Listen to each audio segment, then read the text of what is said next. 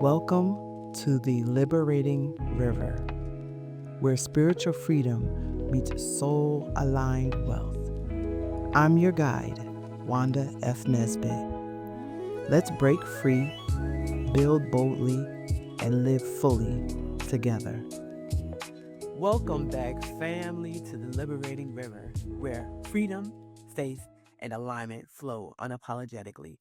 I am your river guide, Wanda F. Nesbit, and today we're diving into the conversation that is long overdue. We're talking about unlocking blessings, releasing religious baggage and shame. But before we get started, as you can probably hear, I am sick, but I am showing up for you. This is one of the many things I learned from my pastor. Him transitioning was a great loss. Uh, he was a good one. So I apologize for the possible sniffles and sneezes. I am not editing those out because that's what being unapologetically authentic means. Life is not perfection. It is about showing up close to your best as possible. Right now, I'm not my best, but I'm here. Now that that's out the way, back to what we were talking about for today. Unlocking blessings, releasing religious baggage and shame. Now, let's be honest, many of us are walking around with bags we were never meant to carry. They are heavy burdens of shame, guilt, condemnation, or even fear that came from religious systems. Possibly their teachings or maybe the environment. Doesn't matter. But it didn't set us free, it tied us up. But here's the truth: blessings don't flow in bondage. When we release shame and baggage, we open up ourselves to the blessings that God has already aligned for our lives. And today we're going to flow and swim through this era. I'm going to show you what religious baggage looks like, how shame works against your spirit, and practical steps you can take today to begin releasing them. And the best part, these steps are spiritual, not complicated, and not tied to religious dogma. They're designed to bring you back into alignment with divine love and freedom. So let's get started. Part one: defining religious baggage and shame. First, let's define, I like definition, what we mean by religious baggage. Religious baggage is any belief, memory, or internalized teaching that keeps you from experiencing God's love, freedom, and abundance. It looks like believing you're unworthy of blessings unless you perform perfectly, associating God with punishment rather than love, carrying guilt from past mistakes even though grace has already been given, living under fear of judgment instead of walking in peace. Now, shame is a toxic emotion. It's different from conviction. Conviction says this action was wrong. Let's adjust. Shame says you are wrong. You are broken. You'll never be enough. Shame is crippling. It keeps you small, silent, and scared. And many of us picked up shame from religious experiences, whether it was the sermons, the rules, or even relationships that focused more on control than compassion. I'm going to ask you this question. Think about it. What beliefs about yourself have you been carrying that actually came from shame, not from God? Part two: the impact of religious baggage. When we carry baggage, it affects every area of our lives. Spiritually, it distorts how we see God. Instead of a loving creator, we see a punisher. Instead of a guide, we see a taskmaster. Emotionally, it creates cycles of guilt and self-criticism. You second guess yourself. You feel like you're always falling short. And practically, oh my goodness, it limits blessings. Not because God is withholding them, but because shame convinces you you're not allowed to receive. It's like standing under an open sky while holding an umbrella of shame. The blessings are pouring, but you can't feel them because something you're holding is blocking the flow. Part three, why we hold onto baggage. Why do we carry baggage when it's so heavy?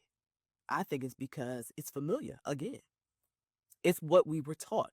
For some of us, it's generationally passed down from our parents, our grandparents, entire communities. We fear that if we put it down, we'll lose our identity. Or worse, we'll lose God's approval.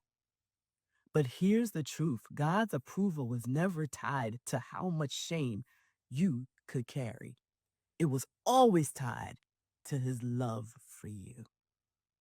Ain't that awesome? Part four, how to release bags and shame. Now, these are going to be the practical spiritual steps, okay? Now, let's talk about how to actually put the bags down. This is where the shift happens.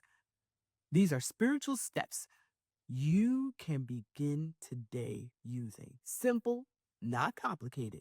Deep, but not heavy. All right? Step one, name what you're carrying.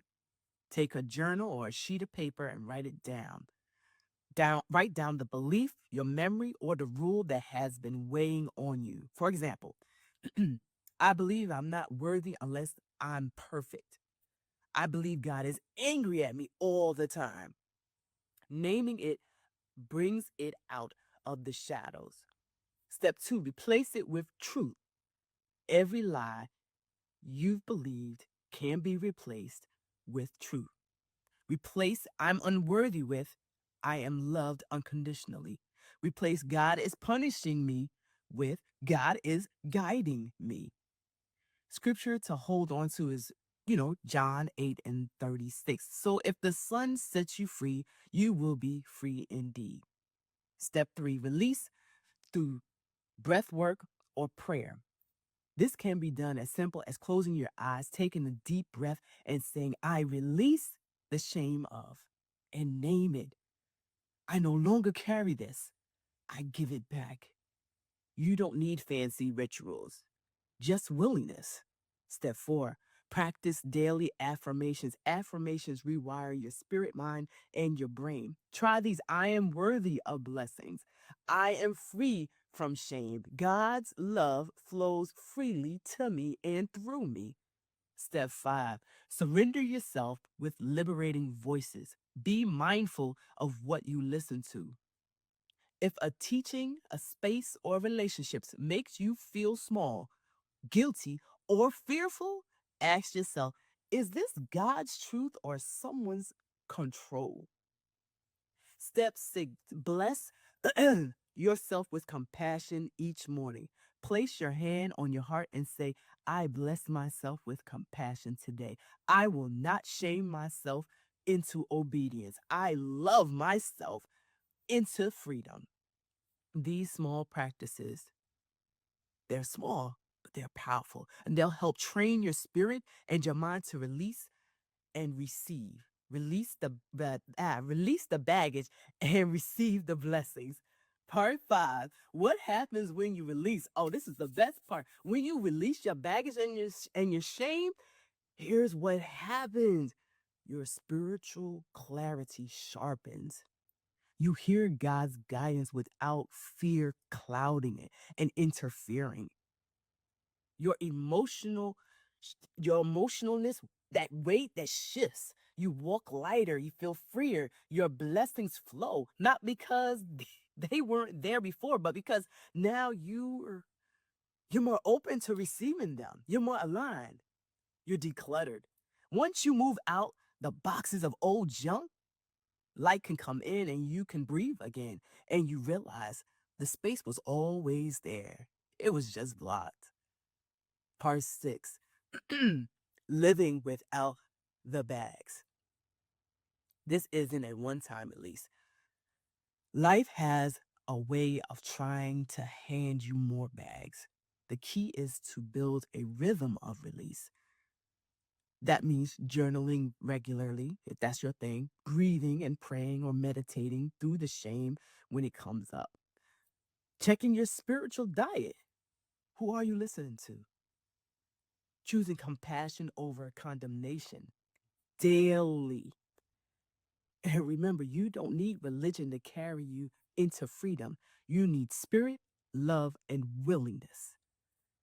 Blessings flow best when you travel with light. Family, it's time. Time to put down the bags, time to silence the shame, time to unlock the blessings that have been waiting for you all along. Here's your reflection for this week. What baggage am I carrying that God never asked me to hold? And how can I begin releasing it today? I'd love to hear how this episode resonates with you. Share it with someone who's ready to release shame. Leave a review, connect with me online, and keep an eye out for my upcoming Liberated Living resources that will walk you deeper into freedom. I'll leave you with this. Blessings don't flow in bondage. Release the bondage. Release the baggage. Release the shame. Step into freedom and abundance. That's where you're always meant to be. Until next time, keep flowing in freedom. Thanks for flowing with us on the Liberating River. Subscribe, share, and come back next week for more wisdom, wealth, and alignment. Stay free, stay grounded, stay bold.